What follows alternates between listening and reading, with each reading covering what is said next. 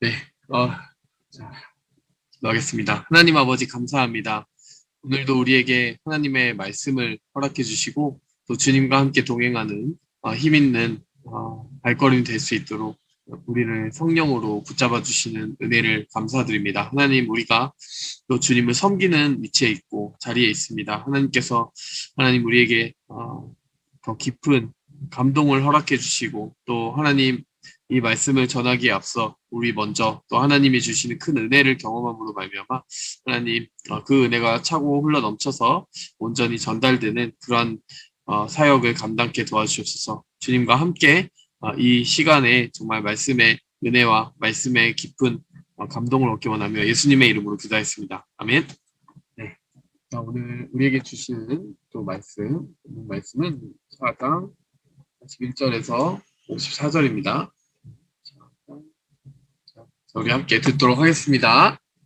그래서 이틀을 유하시며 예수의 말씀으로 말미암아 2배속이네요. 네. 시기를 듣는지라. 사마리아인들이 예수께 와서 자기들과 함께 유하시기를 청하니 거기서 이틀을 유하시며 예수의 말씀으로 말미암아 믿는 자가 더욱 많아 그 여자에게 말하되 이제 우리가 믿는 것은 내 말로 인함이 아니니 이는 우리가 친히 듣고 그가 참으로 세상의 구주신 줄 알미라. 이틀이 지나매 예수께서 거기를 떠나 갈릴리로 가시며 친히 증언하시기를 선지자가 고향에서는 높임을 받지 못한다 하시고 갈릴리에 이르시매 갈릴리인들이 그를 영접하니 이는 자기들도 명절에 갔다가 예수께서 명절 중 예루살렘에서 하신 모든 일을 보았습니다. 예수께서 다시 갈릴리 가나에 이르시니 전에 물로 포도주를 만드신 곳이라. 왕의 신하가 있어 그의 아들이 가버나움에서 병들었더니 그가 예수께서 유대로부터 갈릴리로 오셨다는 것을 듣고 가서 청하되 내려오셔서 내 아들의 병을 고쳐주소서 하니 그가 거의 죽게 되었습니다. 너희는 표적과 기사를 보지 못하면 도무지 믿지 아니하리라. 주여, 내 아이가 죽기 전에 내려오소서. 가라, 내 아들이 살아있다. 그 사람이 예수께서 하신 말씀을 믿고 가더니 내려가는 길에서 그 종들이 오다가 만나서 아이가 살아있다. 하거늘 그 낳기 시작한 때를 물은즉 어제 7시에 열기가 떨어졌나이다. 그의 아버지가 예수께서 내 아들이 살아있다 말씀하신 그때인 줄 알고 자기와 그 온 집안이 다 믿으니라. 이것은 예수께서 유대에서 갈릴리로 오신 후에 행하신 두 번째 표적이니라. 네, 오늘 주신 말씀 요한복음 4장 41절에서 54절 잠시 묵상하고 나눌게요. 네, 여러분 나누겠습니다. 민규 형제부터 나눠주시겠어요? 네, 오늘은 저부터네요. 네. 좀 약간 생각이 많아가지고 정리가 네. 잘 되지 않는데 그냥 좀 나눠보자면, 네. 여기서 보면 좀 예수님의 좀 약간 솔직한 마음이 좀 약간 드러나는 것 같아요. 어떤 거냐면, 너네가 도저히 표적을 보여주지 않으면 믿지를 못한다. 네. 이런 예수님의 그런 약간 한탄 아닌 한탄이 보이는 것 같은데, 네.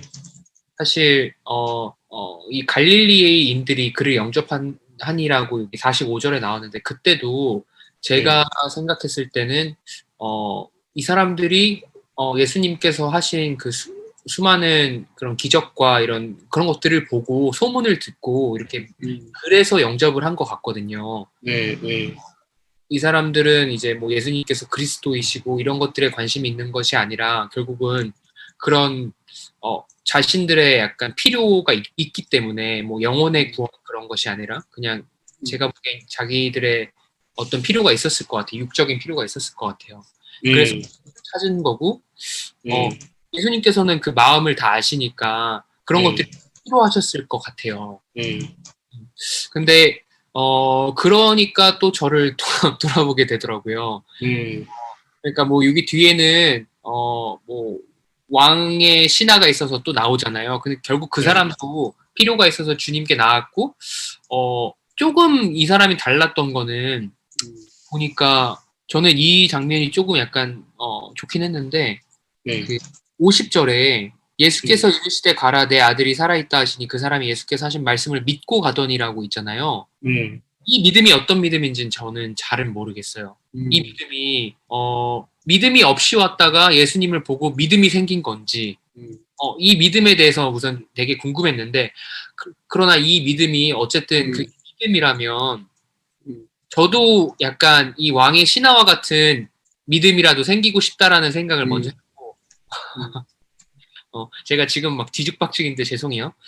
아까 제가 말씀드린, 제 모습을 돌아보게 됐다는 거는, 음, 그 좀 동기를 자꾸 보는 것 같아요. 음. 결국은 예수님을 믿지 않으면은 하나님을 만날 수 없잖아요. 구원을 받을 수 없잖아요. 네. 근데 대부분의 제 신앙생활을 볼 때 제 안의 동기는 예수님의 십자가 때문에 기쁘고 예수님의 십자가 때문에 만족하는 것에 머무르는 것보다는 초점을 맞추는 것보다는 사실은 제 육적인 필요와 살아가는데 그런 많은 문제들 때문에 주님께 나아갈 때가 제 동기를 봤을 때는 사실 제 감정적으로나 그냥 제 마음 상태로나 그런 게 솔직하게 있는 것 같거든요.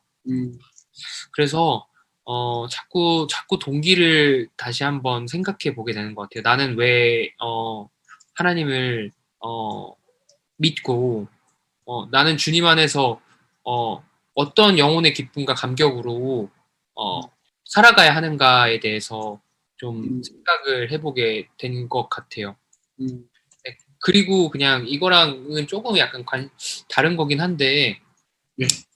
좀 약간, 이런 거가 있으니까 이제 좀 약간 영혼에 관심을 가지고 싶다라는 생각을 하게 됐고, 그거가 약간, 그거랑 연결 짓자면은, 제가 최근에 그 아프가니스탄? 선교사님 엄청 위험하다는 그 기도 제목을 많이 봐가지고, 네. 네, 이게 진짜 약간 오늘 그거랑 다르긴 한데, 그냥 좀 뭔가 나누고 싶었어요. 네. 마음이 너무 항상 안 좋고 계속 좀 네. 기도를 하게 되더라고요. 요즘에 막 약간 막 기도 제목들이 돌아다니더라고요. 229명의 선교사님들이 지금 죽을 위기에 처해 있다. 그게 좀 진실인지 거짓인지는 모르겠는데, 약간 그냥 오늘 하루 되게 약간 선교사님들이 너무 많이 생각이 나가지고 그냥 좀 나눠봐요. 제가 왜 네. 이 얘기하는지 모르겠어요. 네. 예, 지금 뭐 아프가니스탄 선교사님들에 대한 얘기를 저도 좀 들었는데, 저도 이제 이게 229명의 선교사님들을 위해서 그렇죠? 이거 네, 일단 좀 어디서 출처를 좀 알고 싶기는 한데, 정말 사실이라면 우리가 되게 간절히 기도해야 되는 제목이 여기 메시지가 저도 좀 받은 메시지 중에 있습니다. 아마 이런 종류의 메시지인 것 같아요, 그렇죠? 네, 맞아요. 229명의 선교사님들, 어쨌든 우리가 이거는 제가 또 저도 받아서 이렇게 한번 나누려고 했었는데, 우리 그 조금 확인을 하고 나누고 싶어서 잠깐 폴드하고 있었거든요. 좀 어떤 상황인지. 근데 굉장히 아프가니스탄이 우리의 기도를 많이 필요로 하는 것 같습니다, 지금. 네, 어쨌든 정말 그 지금 민규 형제 나눠주신 부분처럼 예수님은 이제 표적을 보여주시기는 하지만 표적에만 의지한 믿음 자체는 그렇게 칭찬하지 않으시는 것을 좀 우리가 볼 수 있죠. 예수님이 나중에 그 도마 사도에 대해서도 이야기하실 때 도마 사도가 예수님 돌아가시고 부활하신 다음에 그 부활하신 예수님을 좀 한 타이밍 늦게 마주쳤잖아요. 그 다른 제자들보다. 그때 도마 사도는 예수님의 옆구리에 그 상처 그리고 손바닥의 상처에 손을 넣어봐야지 나는 믿을 수 있다. 뭐 이런 식으로 나왔단 말이죠. 그리고 나서 예수님이 도마에게 다시 나타나신 다음에 이제 정말 놀라 자빠지는 도마 앞에서 하신 말씀이 너는 보기 때문에 믿느냐 보지 못하고 믿는 자들이 복이 있다. 이렇게 말씀해 주시면서 믿음이라는 건 어떻게 보면 하나님이 주신 말씀 네, 그 증언을 믿는 믿음. 그래서 전해들은 그 말씀일지라 할지라도 또 이미 예수님이 숱하게 직접 말씀하신 바가 있고 해서 그 하나님의 말씀을 말씀대로 믿는 그 믿음을 정말 가장 기뻐하신다라는 것을 좀 알 수 있는 것 같아요. 네.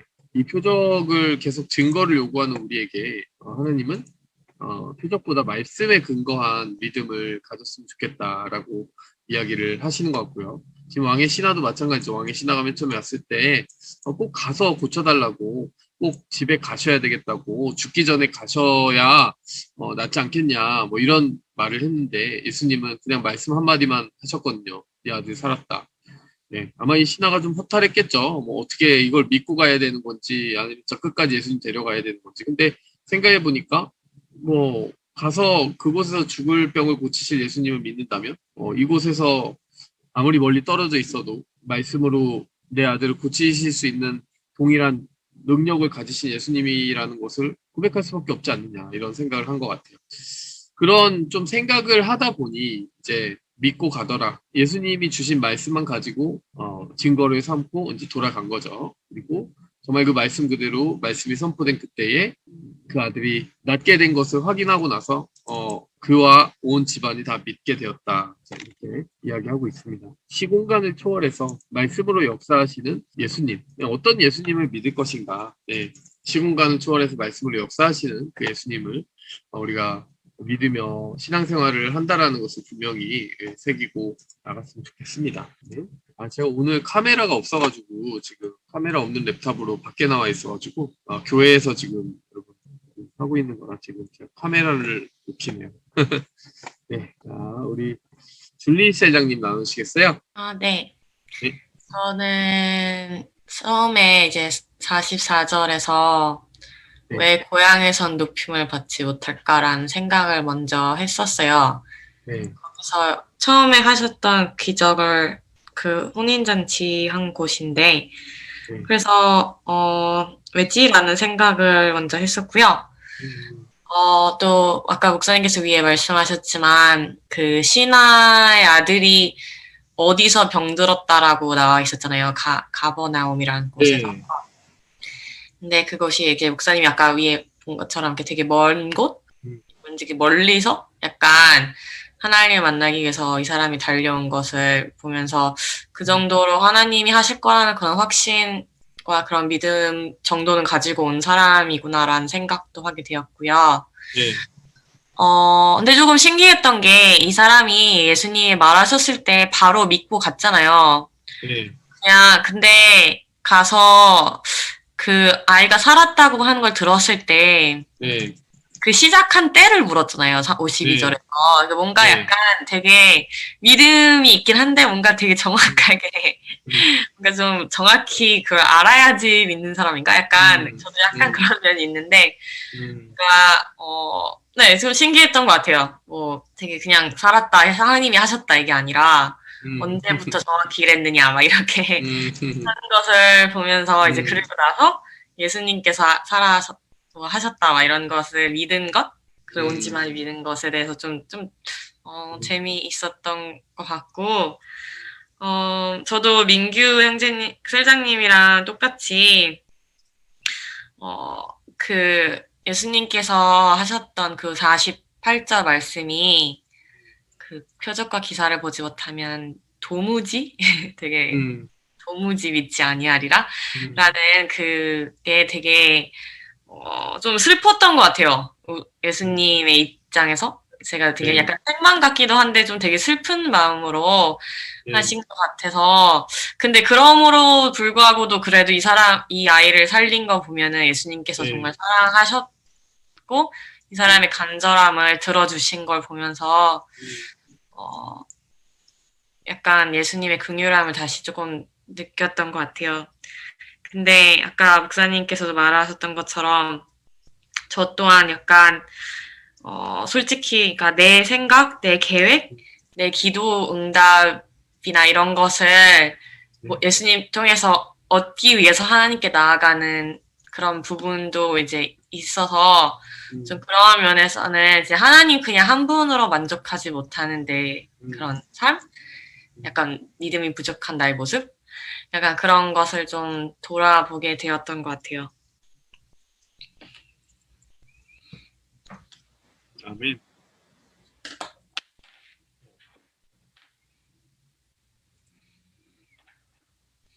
네, 여기 참 보면 네, 먼 곳에서 예수님을 찾아오는 그 사람의 믿음.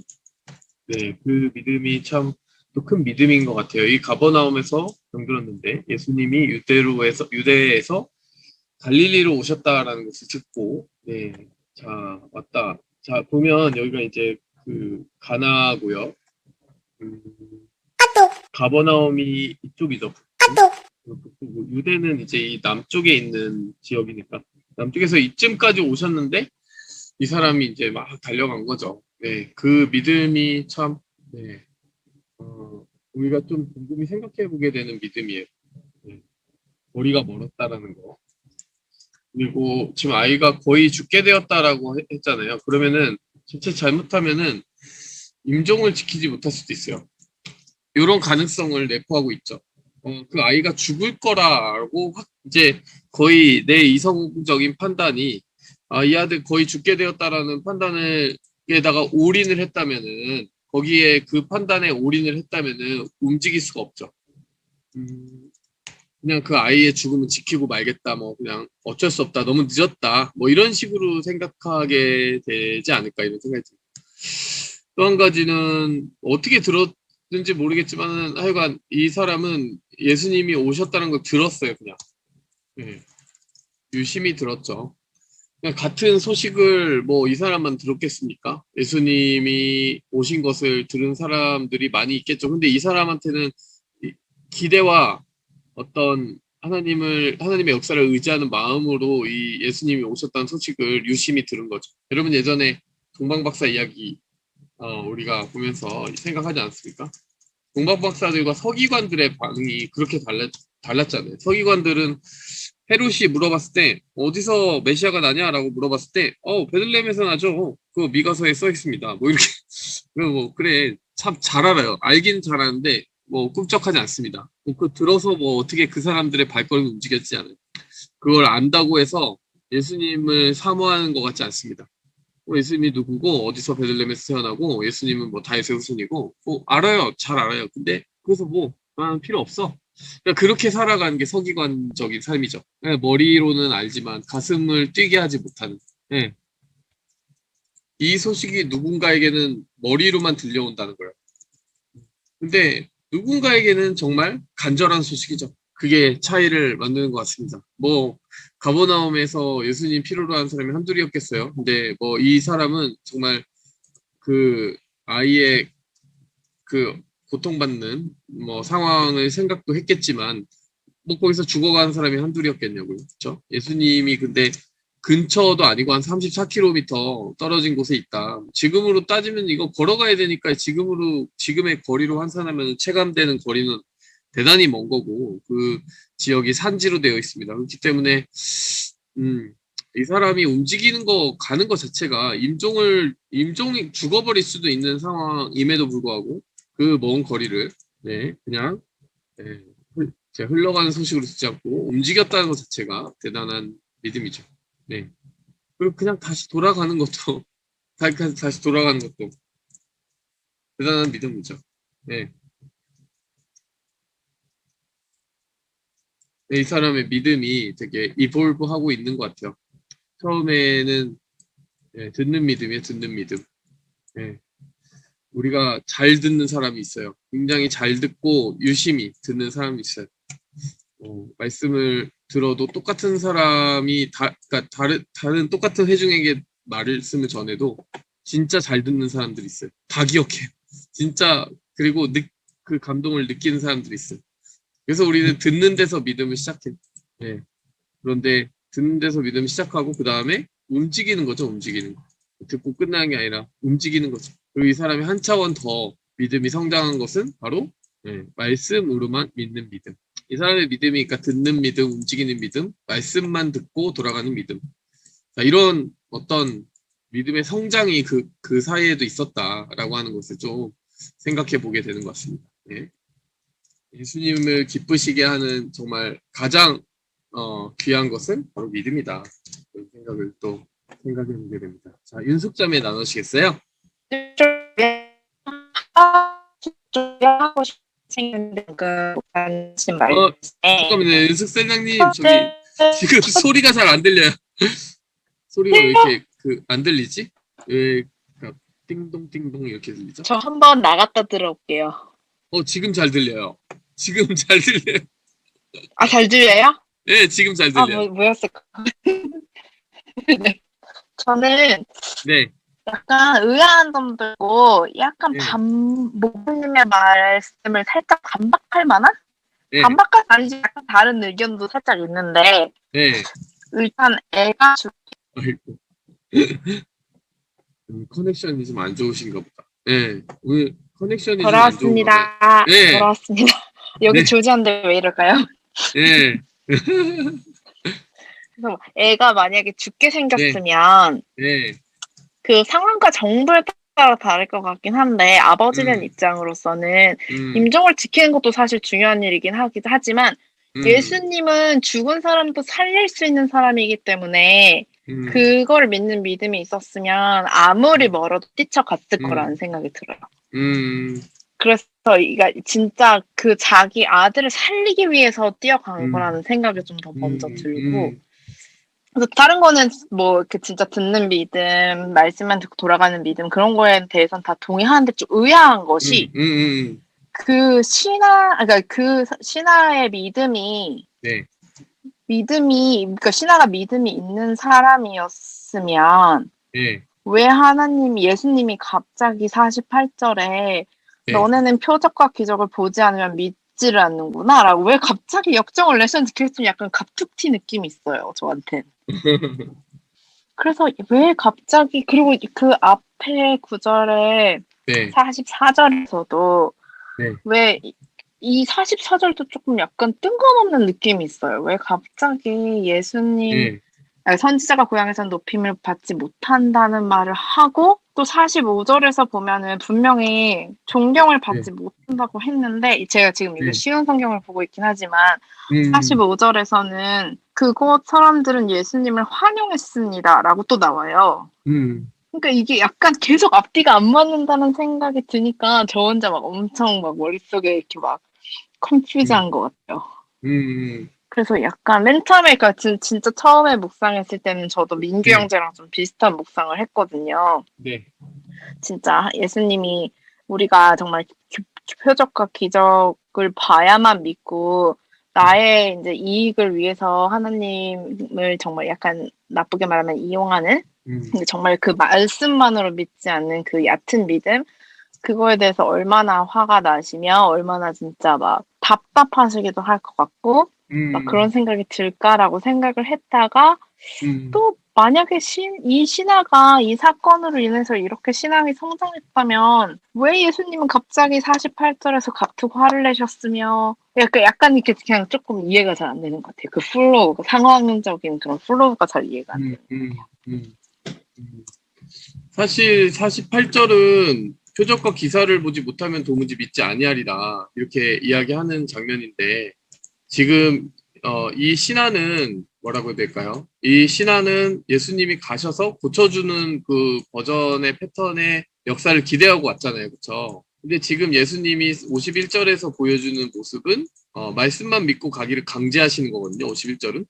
그러니까 이 사람은 가서 지금 당장 눈앞에 보이는 그 결과물을 보기 원했고, 이 사람이 마음속에 그려놨던 그 버전은 예수님 손 붙잡고 가가지고 예수님 그 앞에 서시고 그 아들을 고쳐주시고 그럼 그때 믿고, 그러니까 이 사람의 순서는 그거죠. 이 사람의 순서는 예수님과 간다, 표적이 있다, 그럼 믿는다.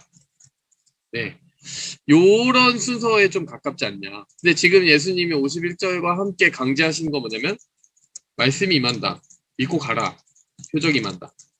지금 이 순서를 강제하시는 거죠. 어떻게 보면.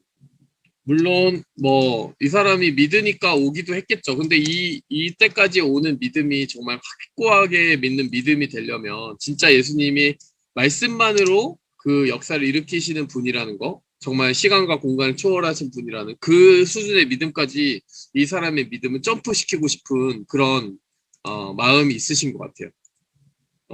그 표적이 내 눈앞에 일어나기 전에도 예수님의 말씀이 임한 그 순간에 표적이 임할 것이라는 것을 그냥 믿고 그냥 떠나라, 안심하고 가라, 이 얘기잖아요. 그렇죠?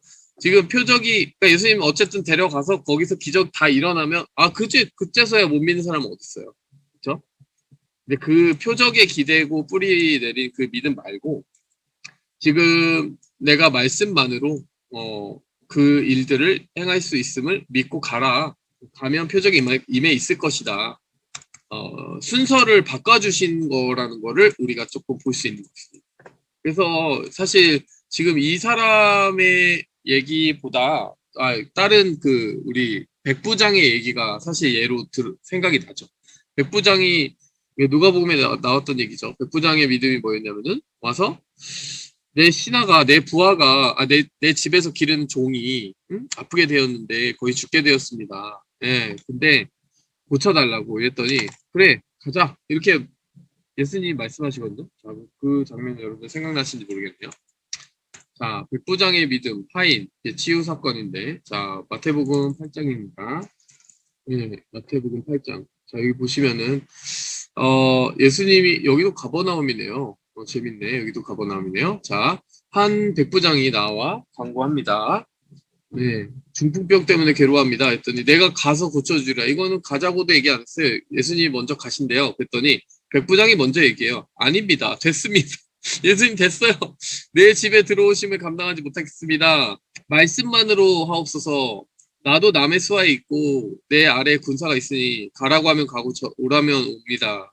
이 말은 뭐냐면 예수님의 능력이 못 미치는 곳이 없다. 예수님의 말씀이 어디든 뻗쳐나가서 그곳의 뜻을 이룰 줄 믿습니다. 이렇게 말하는 거죠. 예수님이 듣자마자 뭐라고 이야기를 하시냐면은 놀랍게 여겼다. 예수님이 깜짝 놀래시는 감정을 표현하는 일이 별로 없었거든요. 예수님이 그 십자가를 앞두고 그 십자가 고통을 앞두고 심히 놀라셨다. 뭐 그 장면 말고는 예수님이 놀람의 감정을 표현하신 적이 별로 없는데 10절에 보니까 예수님이 놀란 포인트는 이스라엘 중에 이만한 믿음을 보지 못했다. 너의 믿음대로 될지어다. 이렇게 하고 하인이 나왔다라고 나오는데 이게 바로 그거죠. 바로 표적이 임하기 전에 말씀이 가는 그 자리와 방향 속에 하나님의 역사가 일어날 것을 그 말씀대로 믿는 사람. 예수님이 가장 보기 원하시는 이스라엘 중에 가장 보기 원하셨던 믿음이 바로 이 믿음인 것 같아요. 자, 이게 사실 보면 마태복음 8장인데 마태복음 8장 보시면 이게 완전히 무관하다고 할 수 없는 게 마태복음 8장 10절을 보면 이스라엘 중 아무에게서도 요게 예수님의 약간 뒤끝있는 마음이 있는 거예요. 예수님은 그래도 수천 년간 이스라엘을 양육했잖아요. 하나님이. 그리고 그만큼 많은 표적을 보여준 나라도 없어요. 그 나라만큼 뭐 홍해가 갈라지고 막 온 나라 국가적인 차원으로 하나님을 가장 많이 경험했어요. 근데 지금 이 백부장, 그러니까 이스라엘인이 아니고 유대인도 아니고 로마 사람이 그 믿음을 가지고 있었던 거 아니겠습니까?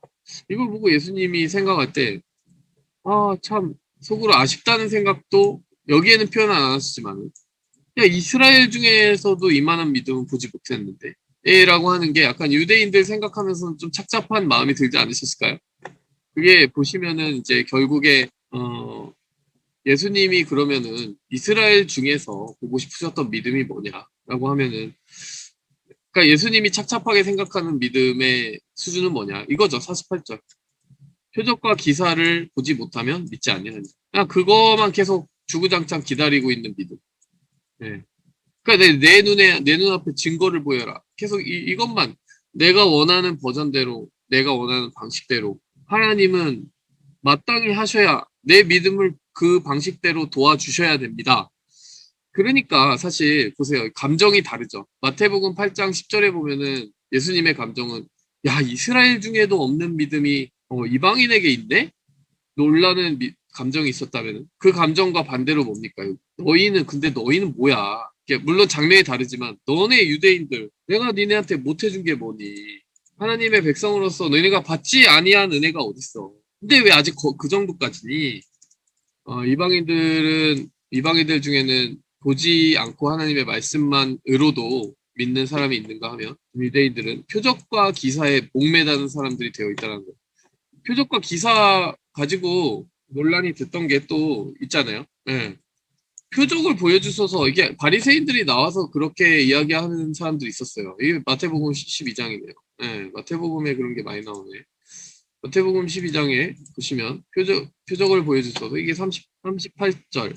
이게 유대인들한테는 좀 특별한 그런 의미가 되는데 서기관과 바리새인 중 몇 사람이 선생님에게 우리 표적 보여주시기를 원하나이다. 갑자기 표적 좀 보여주세요.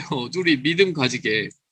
예수님이 화가 나시죠 지금. 악하고 음란한 세대가 표적을 구하나 선지자 요나의 표적밖에는 보여줄 표적이 없다. 이게 그 요나가 밤낮 사흘 동안 물고기 뱃속에 있었던 것처럼 사흘 동안 밤낮 사흘 동안 땅속에 있으리라.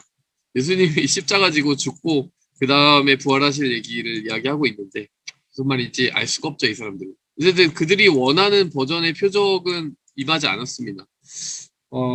지금 이 표적이라고 하는 것에 대한 예수님의 이 부정적인 감정이 여러 맥락을 가지고 있다라는 거예요. 그러니까 연약하니까 표적을 구할 수 있는 거 아니야? 라고 할 수 있지만 이들 유대인들의 믿음이 오히려 그것 때문에 증거를 보여줘.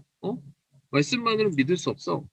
그들의 믿음을 성장하지 못하게 만드는 장애물이 되고 있었다라는 사실이죠. 그러니까 예수님은 계속 표적을 걸고 넘어지시는 거예요. 내가 표적을 못 보여줘서가 아니라 표적만을 계속 찾고 있는 그 믿음은 결국 반쪽짜리 믿음이 되지 않겠니? 하나님의 말씀의 능력, 그 말씀 속에 담긴 하나님의 인격, 이런 것들의 부딪힘을 받고 성령의 떨림을 받고 깨달음을 받아서 이게 하나님의 아들이 맞다라고 하는 그런 믿음에 먼저 다가가기를 원하셨던 거죠.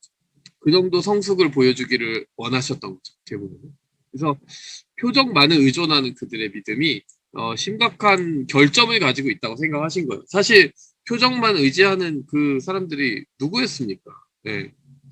그 홍해바다 갈라진 사람들이 표적을 못 본 게 아니거든요. 하늘에서 만나가 임하고 불기둥과 구름기둥 본 사람들이 광야에서 잠시 상황이 바뀌고 배고파지니까 하나님을 원망하고 믿지 않고 불신에 빠져요. 우리도 마찬가지예요. 하나님 이거 해결해 주시면 정말 하나님 살아계신 걸 확실히 믿겠습니다. 조건을 걸어요. 우리가 뭐길래 막 조건을 걸어. 그대로 일어났어요. 신분이 해결됐어요. 뭐가 간절한 물질적인 필요가 해결됐어요. 그러면 그 믿음 계속 가냐고요.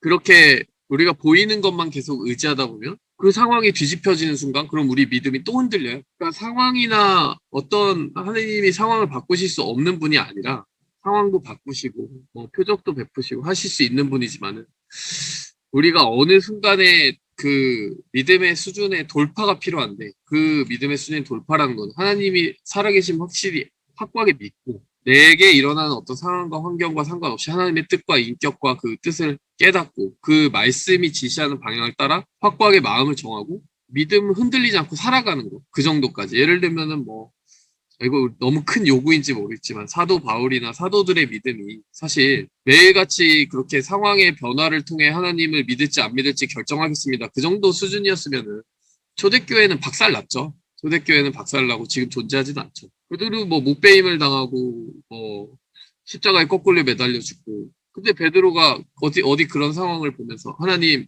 이 상황에서 표적을 보여주시지 않으니 저는 믿음을 철회하겠습니다. 이러지 않았거든요. 근데 그들의 믿음의 동기라는 거 아까 문경재도 말했지만 동기라고 하는 거 믿음의 동기하고 굉장히 많이 결부가 돼 있는 거예요. 사실은 자기의 욕망을 해결하는 것 자체가 표적이라는 한 가지 그 상징적인 결과로 이렇게 나타나기를 바랬었던 것 같아요. 유대인들은. 물론 모두가 그 표적을 구하는 모두가 자기의 욕망을 막 투사해서 그런 건 아니겠지만 그들에게는 그게 주요 이슈였던 것 같아요. 그래서 보이는 상황에 계속해서 매달려 있는 사람들인 거죠. 그래서 예수님이 십자가에 달려 돌아가셨을 때 그 사람들 어떻게 생각했냐면 거 봐라. 십자가에 달려 죽었다. 하나님의 아들일 수 없다. 그냥 보이는 상황이 그렇게 됐으니 그게 그런 것이다 라고 얘기합니다. 근데 사실 하나님의 아들이 와서 고난받고 죽을 거라는 하나님의 말씀들이 예언적인 말씀들이 이사야 53장에 있고 굉장히 많았거든요. 근데 그들이 말씀 중심의 신앙인이었다면 조금 더 다르게 말씀을 접근했을 거고 예수님의 삶을 해석하는 좀 다른 관점을 가질 수 있었을 거예요. 그래서 마태복음 12장에서도 예수님이 마태복음 8장이었나까? 요나의 표적밖에는 보여줄 게 없다. 12장에서. 그러니까 니네가 원하는 표적은 모르겠고 십자가를 지는 걸 봤을 때 그 십자가를 보고 깨달았으면 좋겠는데 깨달아지겠습니까? 이 사람들이? 자기들이 원하는 방식의 표적이 딱 있는데 예수님은 좀 그들의 기대를 완전히 벗어나는 표적을 보여주실 예정이거든요. 십자가 사건. 그래서 저는 이 표적에 대해서 업셋하시는 부분에 대해서 우리가 좀 이해할 필요가 있는 것 같아요. 우리가 표적을 보통 우리가 먼저 구할 때 우리의 욕망이 거기에 투사되어 있는 경우가 굉장히 많은 것 같아요. 우리의 동기가 조금 그냥 우리 수준에 머물러 있는 경우, 그러니까 이 땅의 것에 머물러 있는 경우가 많은 것 같아요. 그래서 그 구하는 것을 들어주시지 않는 것은 아니지만 예수님이 어쨌든 그것을 들어주시더라도 원하는 믿음의 수준은 거기서 한 발자국 더 나가기 원한다는 거죠. 표적이 없이도 하나님의 인격과 하나님의 나라의 확실함과 그 증거들을 말씀으로써 확신하고 이제 확신하게 된 후에는 더 이상 표적이 있건 없건 하나님의 사람으로 살아가는 거. 그 믿음의 수준. 그래서 이 사람에게 뭐 지금 당장 그런 믿음을 요구한다기보다는 너 이제 지금 내가 표적을 보여줄 테니까 일단 그 믿음을 가진 후에는 표적보다 먼저 말씀을 믿고 가는 신앙이 됐으면 좋겠다. 그런 의미에서 순서를 바꾸신 것 같아요. 내가 가서 표적을 보여주고 믿게 할 수도 있지만 아니야. 지금 한번 실습해보자. 내가 말씀으로 선포할게. 가서 믿고 가봐. 표적이 그 다음에 임할 거야. 그래서 항상 우리의 믿음이 그 정도 수준까지 성장하기 원하시는 예수님의 그 마음이 아닌가 저는 이런 생각을 좀 해보게 돼요. 여기서. 근데 이 부분이 사실 셀장님의 말대로 엇박자 약간 흐름이 왜 이렇게 나오는 거지? 이런 그런 부분들도 있죠. 여기서도 이제 44절에 그런 의미에서 좀 서운하신 것도 있는 것 같아요. 그러니까 예전에 갈릴리에서 어떤 일이 있었냐면은 갈릴리에 맨 처음에 방문했을 때는 예수님이 조금 배척을 당했었거든요. 어딨나? 네. 예수님이 한번 갈릴리 먼저 가셨을 때 배척을 당하신 적이 있어요. 그 나중에 찾겠습니다. 어쨌든 지금 이 흐름이 어떻게 되냐면 그때는 예수님이 선지자가 고향에서 높임받지 못한다 이 말은 아무리 위대한 하나님의 종이라도 거기서 뭐 어렸을 때 자라는 모든 모습들을 본 어른들이 그냥 애로만 보는 거죠. 꼬마로만 보는 거죠. 예수님은 뭐 아직 30대거든요. 30대. 나이든 노인들이나 어른들이 볼 때 야, 너 초등학교 다닐 때 유치원 다닐 때 우리가 봤는데 무슨 네가 선지자 노릇하고 네가 무슨 하나님 말씀을 전한다는 거야. 뭐 네가 메시아라고? 뭐 이런 멸시 같은 게 있었다라는 거죠.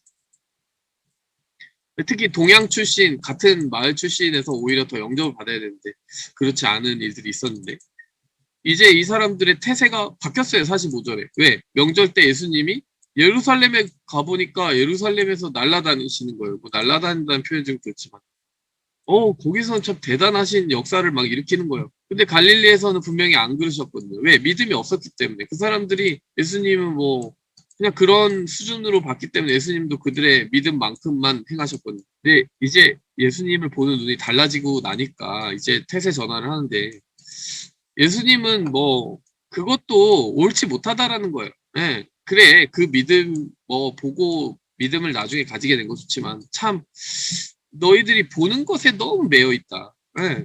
예수님이 전하는 말씀의 권세, 말씀의 내용, 그 안에 느껴지는 성령의 그 음성들을 들으려 하지 않고 그 사람의 어떤 행색, 그 사람의 출신, 신분 뭐 이런 것들에 우리가 많이 지배를 당한다는 거예요. 자 그래서 뭐 이 얘기들을 사실 종합해 보면은 믿음이 무엇인지도 얘기해 주지만 믿음을 가로막는 장애물도 많이 보여주는 것 같아요. 우리의 그 보는 눈, 우리의 보는 눈이라는 게 보통 사람의 외모, 신분, 배경, 출신, 교육 수준, 뭐 학교 어디 나왔나, 뭐 그런 거 보거든요. 근데 진짜 하나님의 사람일 수 있는 사람인데, 야, 너 목수 출신, 뭐 네가 뭐, 그러니까 우리가 이런 것 때문에 믿음이 가로막히는 경우가 많다. 또 믿음이 뭐 때문에 가로막히냐? 그러니까 보는 눈, 표정만 바라보는 눈, 욕망이 이루어지기만을 원하는 눈. 그거 내 뜻이 이루어져야 하나님이 계신 겁니다. 이런 예를 들면 이런 거죠. 내 욕망이 이루어지면 하나님이 응답하신 거고 하나님 살아계신 거고 내 욕망이 이루어지지 않으면 하나님은 안 계신 거고 우리의 믿음을 가로막는 것들에 대한 얘기가 지금 많이 나와 있어요. 이 말씀에서.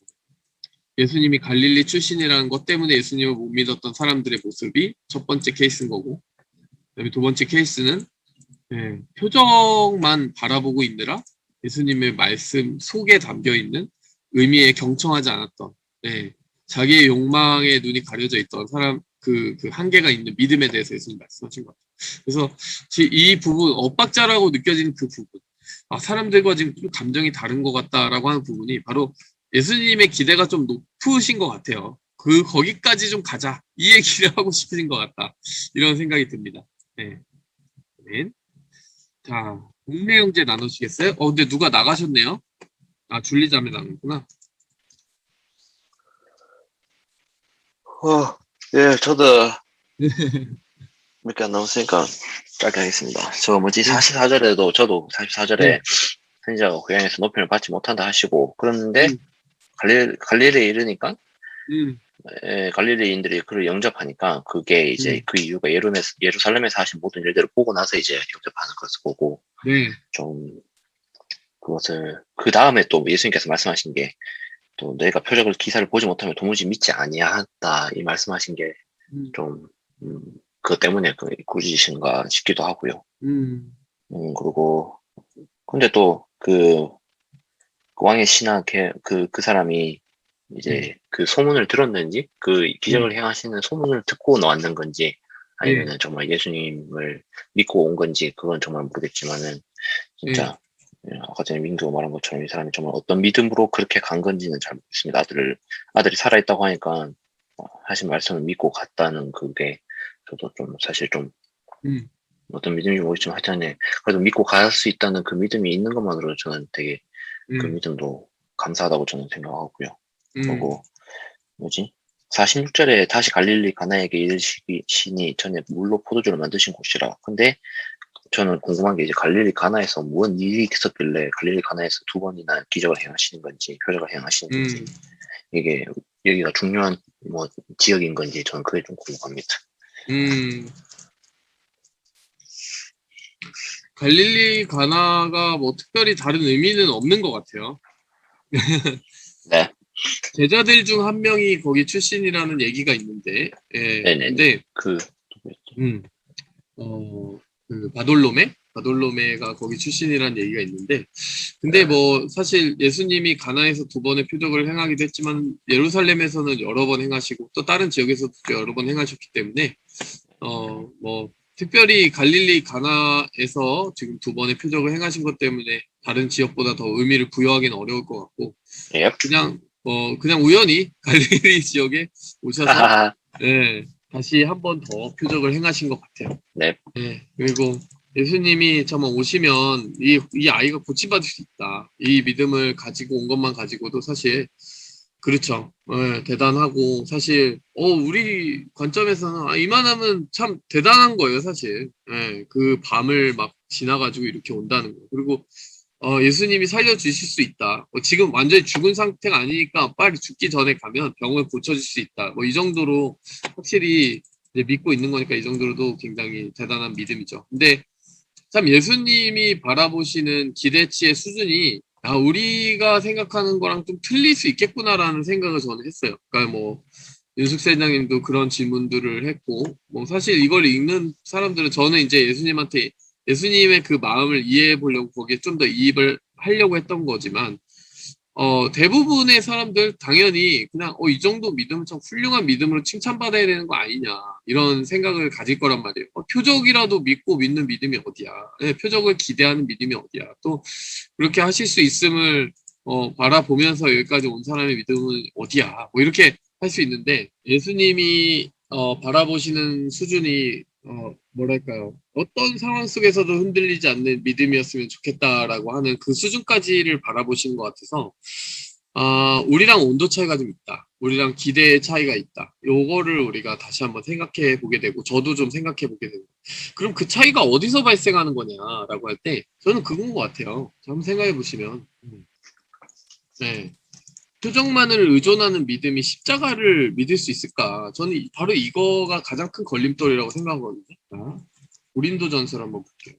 고린도전서 1장에 보면은, 자, 여기 유대인들은 표적을 구하고 헬라인은 지혜를 찾으나, 유대인들의 습관이 항상 그거였다는 거예요. 이게 사도 바울의 글인데, 유대인들은 항상 표적을 구한다는 거예요. 이 사람이 하나님의 사람이냐 아니냐라는 것을 보기 위해서. 그리고 헬라인들, 그리스인들은 항상 지혜로운 어떤 논리가 맞아야 된다는 거지. 이치의 설명이 돼야 된다는 거죠. 그게 그릭 필로소퍼들의 그 습관이잖아요. 철학자들, 여러분 뭐 소피스트라고 들어봤는지 모르겠지만 소크라테스가 하는 그 교수법이 그거였잖아요. 질문하고 문답법, 그렇죠? 그들은 이치에 맞는 답을 찾기 원했어요.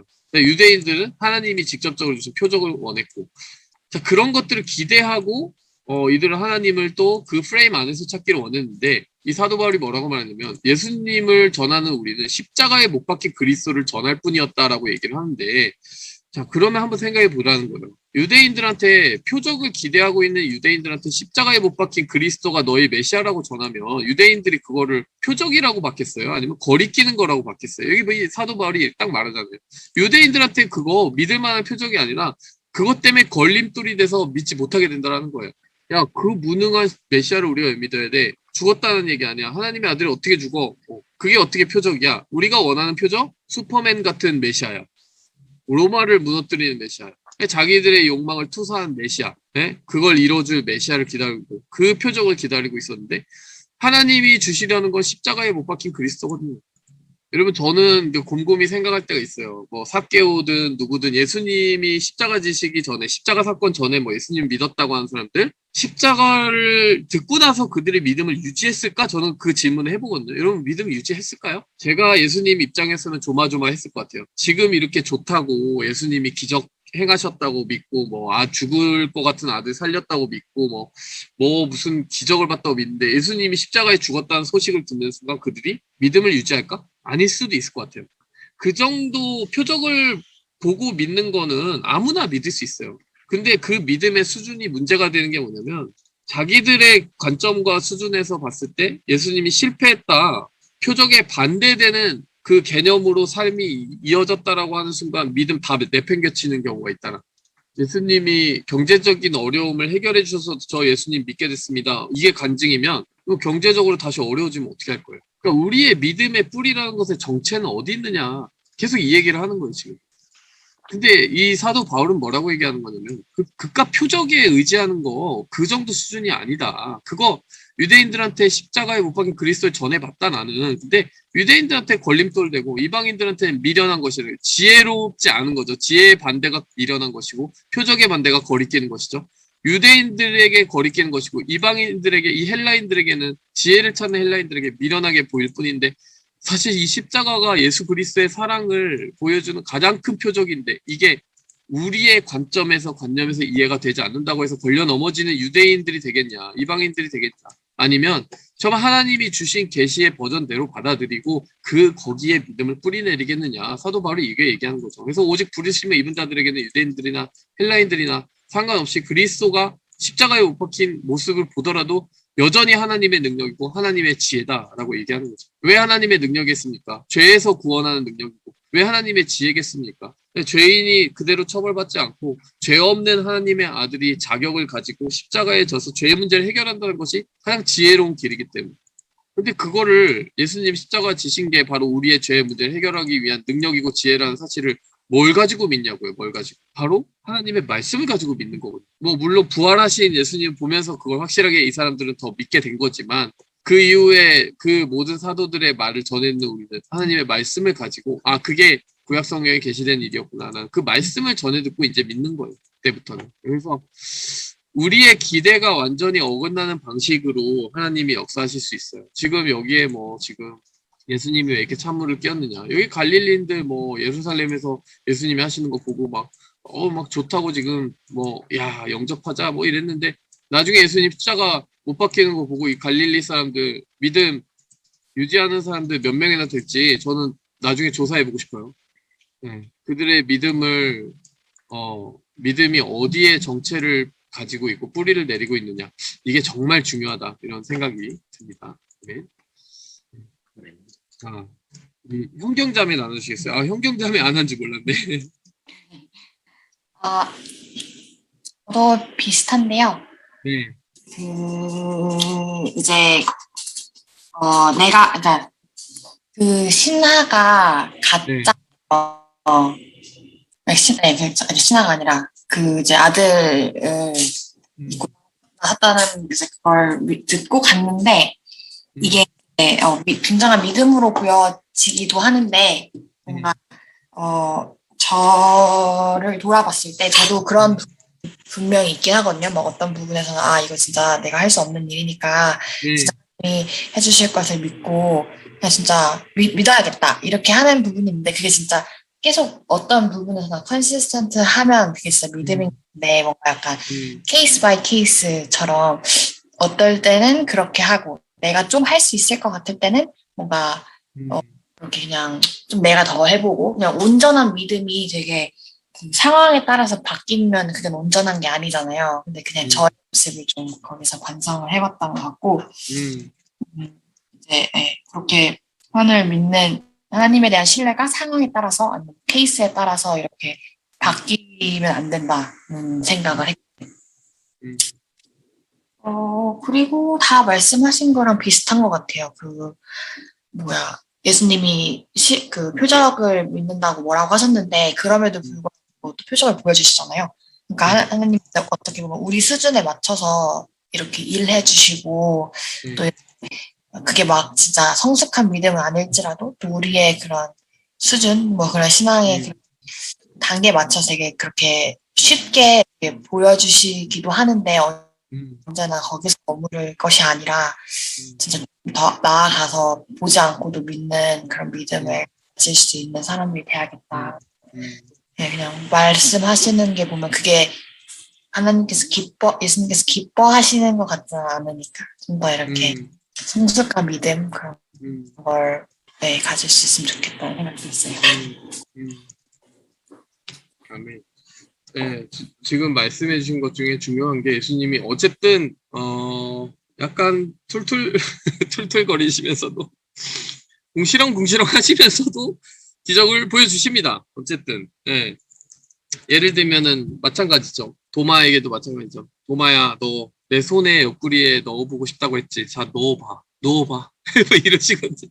약간 뒤끝 있는 그 말씀이시긴 하지만 어쨌든 그들의 수준에 맞게 다 보여주세요. 근데 그들의 믿음에 그게 정필요한다고 하면 예수님이 너 때가 쳐라 하시는 게 아니라 어쨌든 그 믿음의 수준에 맞게 보여주시더라는 거죠. 그런데 거기서 멈추지 않고 도마에게도 뭐라고 말씀하셨냐면은 그런데 보지 않고 믿는 자가 됐으면 좋겠다. 이렇게 말씀해 주시거든요. 보지 않고 믿는 자가 복이 있다. 그렇게 그 정도까지 믿을 수 있게 된다면 얼마나 좋을까. 그 신앙의 숙제를 내주신단 말이죠. 어쨌든 보여주시지만 그러나 우리가 어떤 표적을 많이 경험했다 이 정도의 수준이 아니라 정말 표적에 끊임없이 의존해야 되는 신앙이 아니라 이제는 표적과 상관없이 하나님의 뜻을 깨닫고 그 말씀에 뿌리 내려서 뭐 죽이 되든 밥이 되든 내 삶이 어떻게 되든 다니엘의 세 친구처럼 우리 지금 불구덩이에 여기 집어 넣으신다고요? 우리 집어 넣으셔도 살아계신 하나님이 지켜주실 건데 만일 그리하지 않으셔도 우리가 하나님의 살아계심을 의심할 일은 절대 없고 당신 느부갓네살 왕에게 절할 일도 절대로 없습니다.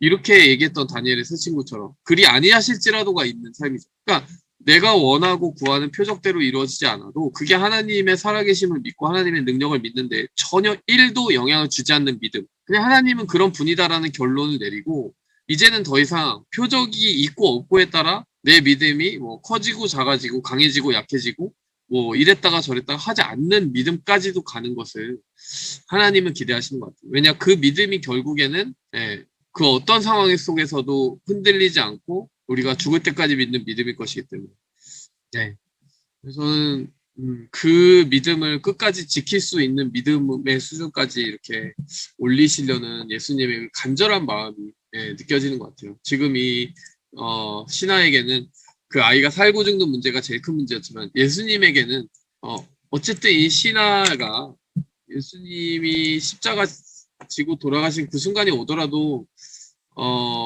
믿음이 흔들리지 않았으면 좋겠다는 생각 하실 거거든요. 지금 이제 3년 정도 안에 일어날 일이니까. 그래서 우리의 삶에도 우리는 모르지만 풍랑이 찾아올 수 있어요. 근데 한번 상상해 봤으면 좋겠어요. 내가 생각할 때 이 정도면은 내 믿음이 진짜 흔들릴 수 있을 것 같다라는 정도의 수준의 한번 고난을 상상해 봤으면 좋겠어요. 그리고 정말 그 고난이나 어떤 내가 감당하기 어려울 것 같은 순간에도 믿음이 흔들리지 않을 수 있으려면 나에겐 지금 어떤 종류의 믿음이 필요한가 이런 것들을 계속 한번 생각해 봐야 되겠다. 네, 이런 생각을 해보게 됩니다. 네, 네, 여러분과 나눠봤고. 자, 우리 마무리하고 정리하도록 할 텐데, 우리 뭐, 파이널 월드 여러분 한마디씩 하고 마치도록 하겠습니다. 민규 형제. 네, 네, 네, 네, 성경 공부하면서도 그냥 이런저런 그 얘기를 들으면서 결국은 저한테 좀, 든 질문은 결국은, 그런 책 있잖아요. 펜인가 제자인가? 그 책이 좀 생각이 나더라고요. 네, 제 믿음이, 적어도 하나님을 더욱더 알아갈수록 펜에 머물지는 않아야겠다. 결국은 제자로 나아가는 삶이 돼야겠다라는 생각을 좀 많이 하게 된 것 같아요. 물론 그것을 생각하기 전에 이런 생각도 하긴 했었어요. 하나님이 믿음을 말씀하실 때 믿음의 정의가 정확히 무엇인지는 모르겠지만 불신이 있더라도 하나님을 만나고자 하는 그 마음도 귀하게 여기실 거라는 저는 생각은 솔직히 좀 했거든요. 그 하나님을 알아가고자 하는 그 마음 있잖아요. 우리가 뭐 예를 들어서 예배당에 있을 때 약간 예배를 들으면서도 그 졸고 계시는 분들 있죠. 그걸 볼 때 우리가 믿음이 없다라고 하는 게 아니라 그래도 그 한켠에는 하나님을 만나고 싶은 마음이 있어서 예배당에 저는 왔다고 생각을 하거든요. 그렇죠. 그런 하나님을 알고자 하는 마음들이 쌓여서 결국은 팬이 아닌 제자가 되는 방향으로 정말 은혜 안에서 나아가야겠다라는 생각을 좀 하게 된 것 같아요. 네, 아멘. 좋습니다. 우리의 연약함과 하나님의 기대가 함께 만나서 또 성장하기를, 또 우리의 작은 믿음들이, 겨자씨 같은 믿음들이 성장하기를 원합니다. 아멘. 윤숙 세장님 나누시겠어요? 저는 목사님이 제일 마지막에 그 던져주신 그 질문을 지금 계속 생각하고 있는데, 어느 정도의 고난이 오면 내가 하나님으로부터 떠나게 될까? 네. 근데 그게 저희 셀 질문지에 들어가면 좋겠다는 생각이 좀 들었어요. 되게 생각해 볼 만한 질문인 것 같고. 네. 네, 그냥 한 번쯤 진짜 생각해 보면은 재밌을 것 같아요. 그래서 저는 이제, 진짜 이런 어떠한 세상의 이런 상황 속에서도 흔들리지 않는 그런 믿음이 좀 생겼으면 좋겠고, 저는 진짜 그 무엇보다, 세상 속에서 바쁜 게 가장 하나님을 떠나게 만드는 정말 최고의 그거라고 생각하거든요. 네. 그냥 세상의 것으로 인해서 바쁘면 자동으로 멀어지는 것 같아요. 근데 그런 바쁜 상황 속에서도 하나님을 잊지 않고 그 안에서 살아가는 그 굳건한 믿음을 가지도록 노력을 해야겠다는 생각이 좀 들었어요. 네, 맞아요. 어떻게 보면은 참 이 신하는 그래도 바쁘지 않았던 것 같아요. 이렇게 또 사마리아 사람들도 마찬가지고 보면은 그 사마리아인들의 믿음이라는 게 뭐 그럴 수 있지 싶지만 사실 생각해보면 되게 신기한 거거든요. 예수님이 이분이 오셔가지고 그리스도인 것 같아 라는 말 한마디만 듣고 마을 사람들이 다 보러 온 거 아니에요. 대단히 사실은 마음밭이 좋고, 네. 그 상황 속에서 우선순위를 예수님께 두고 이제 만나러 온 거니까요. 그렇죠? 그래서 참 이 분주함이 없는 삶이라는 게 참 중요한 것 같고, 굉장히 심각한 고난도 방해물이 되지만, 맞아요. 윤숙 센장님 말씀하신 것처럼 진짜 사소해 보이지만 되게 치명적인 건 분주함인 것 같아요. 우선순위에서 계속 밀어놓는 거죠. 네, 그 부분들을 생각해 보게 됩니다. 아멘. 옥내 형제. 저는 아직 정리가 안 됐는데. 네. 그래도 항상 뭐라 해야 되지? 다음에 얘기하겠습니다. 네, 정리 좀 해서 얘기할게요. 죄송합니다. 네, 우리 현경자매. 네, 방금 나누셨지만, 네. 네네. 네. 그냥 이렇게 계속 성경 공부하면서, 그러니까, 네. 요한복음 막 엄청, 낯선 본문은 아니긴 한데, 네. 이렇게 막 매주 제가 성경 공부를 가르치는 건 아니죠. 이 인도하는 입장에서 본 본문이 아니어서 그런지 다 아는데도 되게 새롭고, 뭐 사실 사마리아 여인 얘기도 그렇고 되게 다 너무 잘하는 얘기인데도 그걸로 이렇게 계속 길게 묵상을 하니까 되게 이런 또 깊은 또 묵상을 할 수 있고 생각도 할 수 있구나라는 음, 많이 드는 것 같고요. 네, 그래서 네. 그래서 뭐 저만 이렇게 그냥 느낄 게 아니라 이걸 또 잘 전달해야 되는데 예, 네, 저는 지난주 나눔이 좋았거든요. 근데 확실히 제가 더 네. 준비가 되고 예, 제가 더 생각을 많이 하면 할수록 음, 좀 더 나눔이 더 이렇게 그러니까 뭐 셀런들이 잘 나눴다 막 이런 것보다는 좀 정리를 하다 보니까 제 스스로 머리에서 좀 더 이렇게 수월한 것 같아요. 그래가지고 네.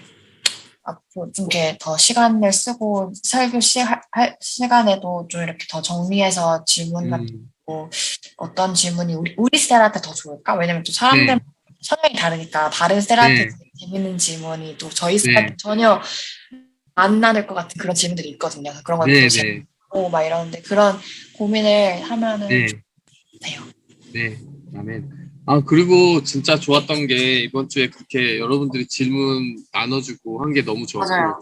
사마리아 사행시 이런 것도 저 그때 네. 맨 처음에 들었을 때는 그냥 막 너 장난치는 거 아닌가 막 이랬는데 되게 사람들도 좋아하고 사마리아 사행시 좋아했구나. 예. 네. 그냥 좀 그 분위기를 풀어주는 그런 그니까요. 좋았어요. 예. 근데 진짜 다양해서 좋았던 게, 물론 사마리아 사행시 어떤 셀에서는 그냥 지나갔다고 하더라고요. 맞아요. 예. 그러니까, 하하하. 네. 예, 뭐, 그런 그냥 지나간 데도 있긴 한 것 같은데. 그냥 근데- 셀마다 분위기가 다르니까 어떤 셀한테는 그쵸. 네, 다 어플라이 되진 않는데 그래도 뭔가 이게 좋은 것 같아요. 근데 그만큼 다양한 여러분들의 그 질문과 관점들을 질문으로 가져오니까 너무 좋았어요. 맞아요. 네. 좋습니다. 네. 여러분들 혹시 뭐 이런 질문 하면 좋겠다 생각나는 거 있으세요? 지금은 없는데 저도 생각해보고 나눠볼게요. 근데 저는 설교 들으면서 많이 생각나는 것 같아요. 그쵸. 네. 확실히 들으면서 더 생각이 많이 날 거예요. 네. 네. 혹시 여러분들 더 지금 생각나는 분이 있으면 나눠주시고, 또 없으면 우리 셀장 창에서 우리 그 셀장 방에서 한번 더 자세히 나눠봐요. 질문이요? 네, 우리 그 셀 성적 공부 때 셀 질문지 만들 때 그 질문. 저 지금 방금 하나 생각났는데. 오, 예, 좋습니다. 그 예수님께서 예, 뭐라 하시고 또 들어주셨잖아요. 네, 우리도 그렇게 속으로는 처음에는 참 부탁을 들어주기 싫다가 그래도 예수님의 마음으로 좀 그래도 그 사람이 부탁을 들어준 적이 있는지. 저 갑자기 웅래 네. 셀장님 얘기 듣다 생각났는데 약간 그거에 덧붙여서 진짜 도와주기 싫은 거 억지로 도와줬는데 그러고 나서 내가 은혜 받은 적 있는지. 오, 속으로는 진짜 막 별로 도와주고 싶지 않은 마음으로 내키지 않는 마음으로 도와줬는데 나중에 결과가 너무 은혜로웠다. 예. 네, 아주 좋죠. 예. 아니면은 이 왕의 신하가 예. 자기의 아들을 살리러 먼 길을 떠난 것처럼 네. 자기도 무엇을 얻기 위해서 이렇게 정말 간절한 마음을 가지고 한 것이 한 번이라도 있는지 그런 경험을 나눠봤으면 좋겠네요. 그게 뭐 신앙적으로 됐든 뭐 다른 걸로도 됐든 그냥 그런 간절함을 나눌 수 있으면 참 좋을 것 같습니다. 네, 그렇습니다. 맞아요. 먼 곳을 이렇게 떠난 것처럼 간절하게 찾아보는 그런 것들. 네, 롱디가 생각나네요. 롱디가 생각납니다. 네. 네, 그런 것들. 네, 또 뭐 아까 우리 네. 윤석 선생님 얘기해줬던 거. 저는 또 네. 어떤 사람을 선입견으로 판단한 적이 있는지 그것 때문에 사람을 한번 오해하거나 아니면 사람을 잘못 봤다고 생각. 근데 이거 저번 주에도 했었던 것 같은데. 그렇죠. 이게 좀 있었던 것 같기도 해요. 네, 그러면 이거 빼봅시오. 똑같은 거 하면 좀 그런 것 같은데. 네. 저는 예수님의 기적이나 표적을 내가 직접 경험한 적이 있는지? 네. 이거는 해본 적 없다. 좋아요. 네, 맞아요. 표적과 기적에 대한 얘기를 하다 보면 또 뭐 여러 가지 그런 응답이나 뭐 그런 것들 뭐 이야기가 많이 나올 수 있을 것 같아요. 그렇죠? 근데 저희가 질문 생각하는 게 진짜 네, 또 저 자신한테 도움이 많이 되는 게 네, 괜히 네, 저희 이제 목요일에 성경 공부하고 금, 토 그 예배 전까지 네. 자꾸 이렇게 좀 말씀을 생각하게 되더라고요. 뭐 더 좋은 질문 아, 없나 좀 생각하느라고. 그거 좋다. 예, 좋아요. 네, 그래서 그냥 스스로 좀 더 말씀을 묵상하게 되니까 되게 많이 도움이 되는 것 같았어요, 지난주에. 할렐루야. 맞습니다. 진짜 좋을 것 같아요. 네, 좋습니다. 네. 이거 어느 정도의 고난이 오면 하나님 떠나게 될까? 이거랑 비슷한 뭐 질문일 수 있는데, 정말 내가 기뻐하지 않는 상황이 연속적으로 상당히 오랜 시간 동안 일어난다고 할 때 나는 그것 때문에 믿음을 잃게 될지 아니면 더 믿음을 붙잡게 될지 뭐 이런 질문은 어떤가요? 제가 방금 그거 하려고 했어요. 좋은 것 그래요? 같아요. 네. 네.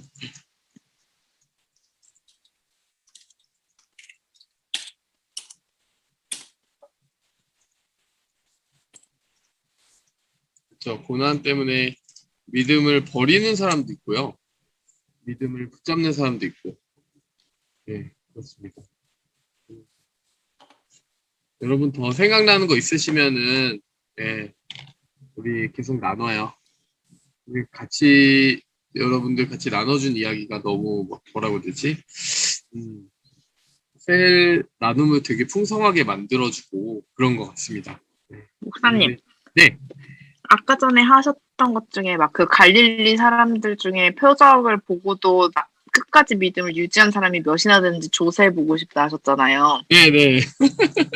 그런 질문 좋은 것 같아요. 한 번 그러니까 큰 은혜를 입었는데 하나님의 기도 제목을 기도 응답을 해주셨는데 네. 그 믿음이 얼마나 지속됐었는지 그런 경험이 있었다면.